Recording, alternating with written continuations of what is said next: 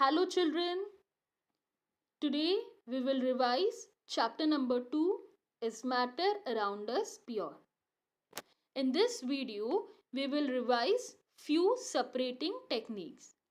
Now in this chapter 2, we have learned different separating techniques like distillation, fractional distillation, centrifugation, chromatography, evaporation, crystallization, filtration, separation using magnet. Okay, so in this video we will revise few separating techniques. Okay, so let's start. Now the first one is, how is iron separated from a heap of waste materials in factories? Okay, so in factories, they get plenty of waste material, and that waste, it uh, contains iron metal. So how are they going to separate this metal? Now which separating technique are we going to apply over here? We know that iron is attracted by magnet, so it means we will apply magnet. Okay, separation by using magnet. Now,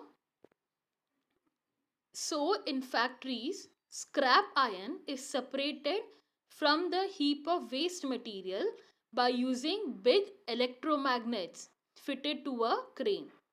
Now what is electromagnet, children? A magnet which works with electric current is known as electromagnet. So big huge electromagnets are fitted to a crane, and then that crane is brought close to this waste material, and then the iron particles or the scrap ions, it will attract towards the magnet. Okay, the magnet will attract all this waste iron, and then the crane will be taken to a separate place, and all the scrap iron objects will be dropped at that particular place. Okay, so by using electromagnets, scrap iron is separated from other waste materials. Now I'll come to question number 2. How is cream separated from milk? Now over here we will use the separating technique, that is centrifugation. Now what is centrifugation? Centrifugation is a method for separating the suspended particles of a substance from a liquid in which the mixture is rotated at a very high speed in a centrifuge.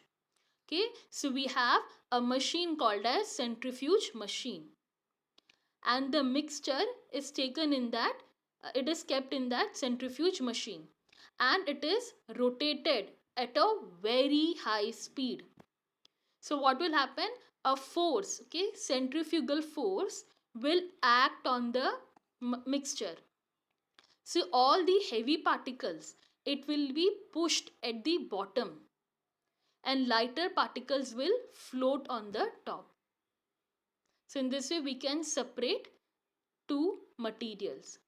Now in case of milk, okay, so milk will be taken in containers, and that container will be placed in a centrifuge machine. Okay, and then the milk will be rotated at a very high speed. So what will happen? The centrifugal force will act. The milk will separate into cream and skimmed milk. Now what is skimmed milk? The milk from which fat is removed. Okay, so you'll get cream and skimmed milk. So the skimmed milk will settle at the bottom, and the cream being lighter, it will float on the top. So in this way, the dairy people, they can separate cream and milk. Now look at some applications of centrifugation. It is used in diagnostic laboratories for blood and urine test. Now we know blood is also a mixture of blood cells and plasma, right? We have RBCs, WBCs, platelets and plasma.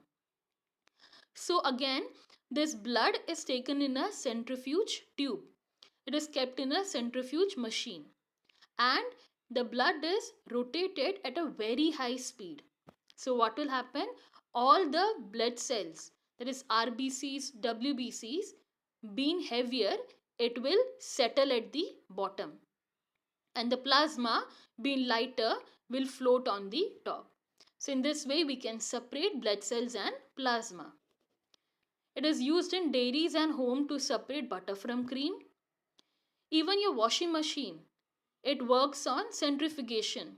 Okay, so it is used in washing machine to squeeze out water from wet clothes. You know, the tub in which clothes are kept, it rotates at a very high speed. So during that, what happens? The water is squeezed out from this clothes. Okay, we'll come to the next one. Name the process by which various dye, okay, that is colored materials present in black ink can be separated. Okay, so over here what we have to do, we have to separate dye from dye that is present in black ink. Now black ink is a mixture of various dye. We know ink is a mixture of dye in water. Now for this, what are we going to use? Which technique? Over here we will use chromatography. Okay, so chroma means color and graphy means to write. Okay, so the different color dyes present in black ink can be separated by performing a paper chromatography. Now there are different types of chromatography. From that, simplest one is paper chromatography. And over here we will separate this dye with the help of paper chromatography. Now for this we need a filter paper. Okay, so we will take a long strip of filter paper. Now for performing chromatography, there's a special filter paper. So we will use that filter paper, and we will draw a pencil line on it about 3 centimeter from the end. Okay, so from the end, uh, you will take 3 centimeter and then you will draw a line with the pencil, and in the center of the pencil you will put some black ink. Let the ink dry. Then what we will do, we will take a glass jar and we will fill the glass jar. We will not fill it completely, we will only fill the bottom. Okay, take little amount of water and pour it in the glass jar. Then we will place this filter paper inside the glass jar. So the bottom part of the paper should dip in the water. But make sure the pencil line, it should not dip in the water. The pencil line should be above the water level. Okay, and let us wait for some time. Now you will see that after some time the water will rise up. Okay, the water will start rising up through the filter paper. So now as water is rising up, it will come in contact with the ink. Now ink, it contains dye. So what will happen? As water is rising up, even the dyes that are present in the ink will also rise up along with the water. Now the dye which is more soluble in water, it will dissolve first. Okay, it will dissolve faster and it will rise up first and it will occupy a higher position on the filter paper. The dye which is less soluble in water, it will dissolve slowly. It will rise up slowly and it will occupy a lower position on the filter paper. So then what will happen once the water, once the water has reached the top part of the filter paper, remove the filter paper and let it dry. So once it is dry, you can see different dyes as spots on the filter paper and they are present at different positions. because that depends on the solubility of the dye. If it is more soluble, it will occupy a higher position. If it is less soluble, it will occupy a lower position. Okay. So in this way, we can separate dyes present in black ink. Now over here, we cannot use evaporation technique. Okay. The next question is how to separate common salt and water from salt water mixture. Okay, we have salt water mixture. From that we have to separate salt and water. So which technique are we going to apply? Now we have learnt, we know that evaporation, when we evaporate we get salt, right?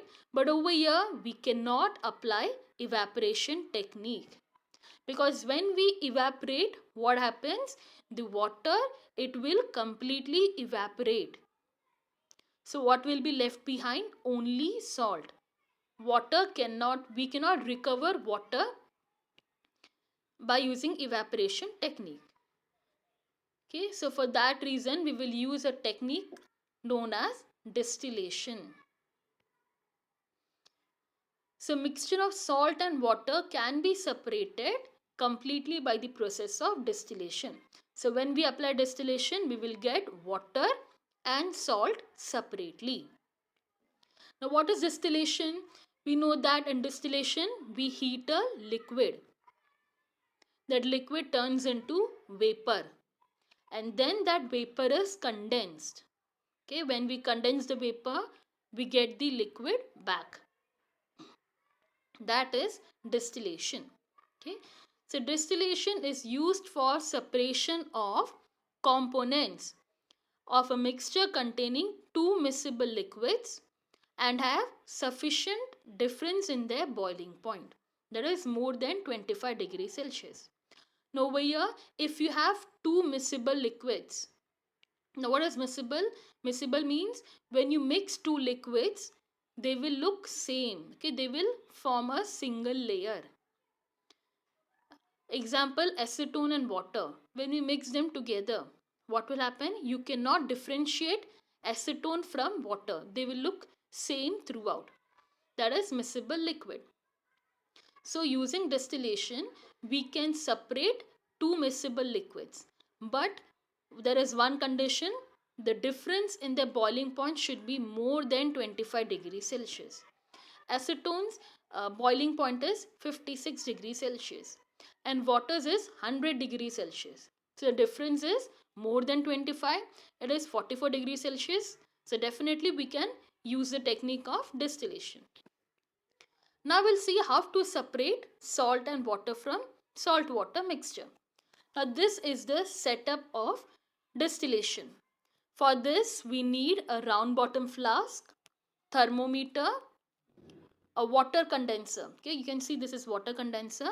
Now over here this thin long glass tube, it is called as water condenser or Liebig's condenser.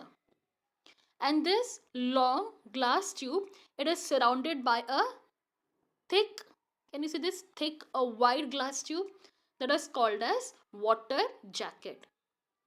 The purpose of this water jacket is to condense. Okay, it is to cool the water condenser. Now from here water will enter the condenser and from here water will leave the condenser.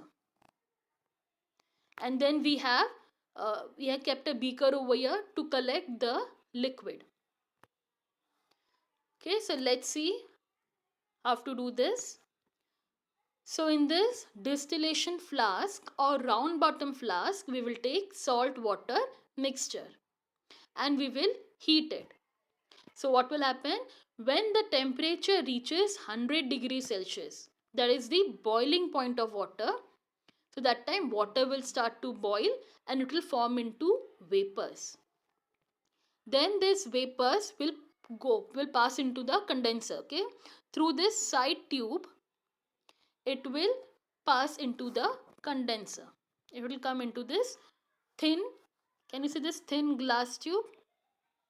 Okay, so all the water vapors will come into this thin water condenser.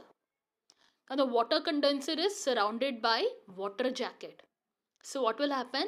The vapors will condense. It will cool. And we know that once the vapor cools, it will turn into liquid again. So that water, it can be collected in this beaker. Okay, so once all the water is evaporated, okay, once all the water turns into vapor, we can collect the water. So what will be left in the flask? Only salt. So by distillation, we can separate salt and water. Okay, so it is not only used for two miscible liquids, but even we can separate salt water from this simple distillation technique. Okay, I hope children you have understood whatever we have revised in this video. Thank you.